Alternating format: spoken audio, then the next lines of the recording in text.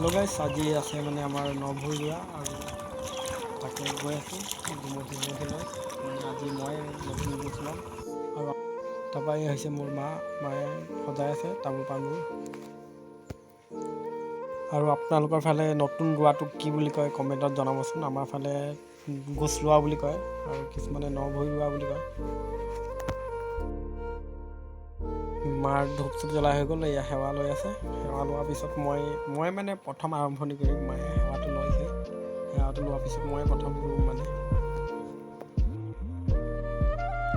আমাৰ ইফালে আছে এজন কঠীয়া মাৰিব আহি ইয়াত বহি আছে আৰু এজন ইফালে ক'ত পানী নহয়।